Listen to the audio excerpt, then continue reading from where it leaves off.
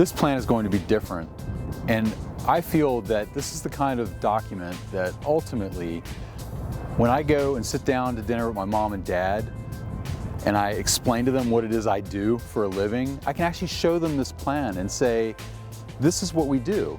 We help the community make places. We're actually giving people a roadmap for how to make a better place, and I'll be very excited to be a part of that. The South Frederick Corridors plan is kind of one of our first implementation plans relative to the Livable Frederick Master Plan, which we adopted in 2019. The South Frederick Corridors is kind of an ideal place.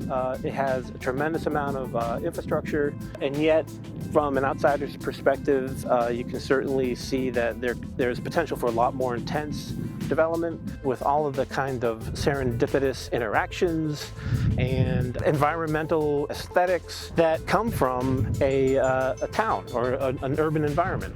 One of the mainstays of the South Frederick Corridors area is its strong retail presence. We have a mall, we have big box retailers, we have small shops, we have businesses that sell to other businesses. We potentially see that transforming in a way that we're perhaps not even ready to accept.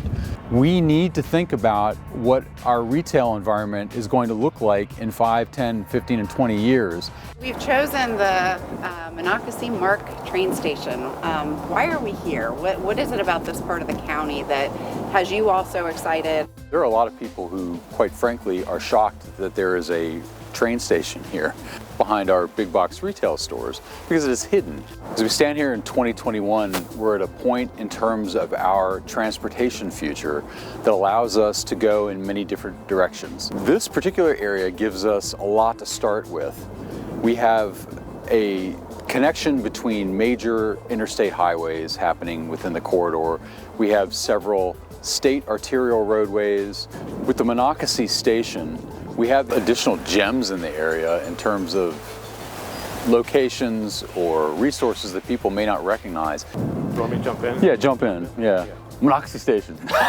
Go.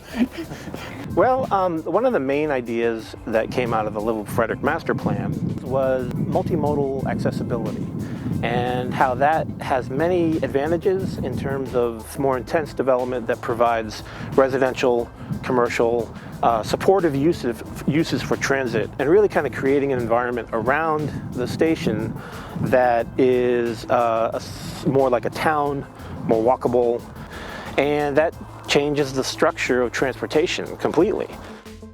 So we have another opportunity here with COVID. I think people have now started to understand a little bit better, at least those who've been quarantined at home have begun to understand how really important it is to make those human connections to people. And if we do indeed see a trend towards an economy where we have a more distributed labor force, more people working from their homes, we're really going to have to think through what that means psychologically for people. It's yet another opportunity to think about health outcomes.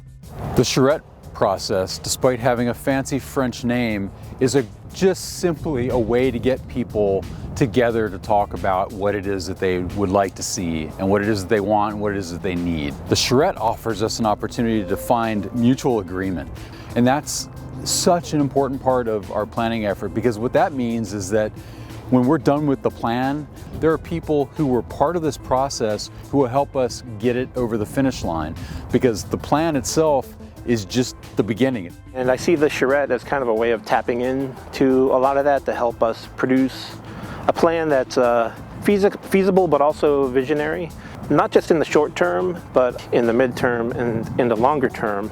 So what I hope is that this Charrette process will help us kind of define those guide rails relative to these different time frames for planning. I think we can all imagine ourselves looking at a neighborhood and thinking, I could do better than this. Like, who figured this out? Who failed to make that little critical road connection? Who thought that these kinds of buildings would be appropriate in this area? Well, this is your chance. This is your chance to be the person who helps to make those decisions. This is your chance to do it the right way. This is your reset button in your community, and it's a golden opportunity, and we're excited, and I'm encouraged by that as a planner.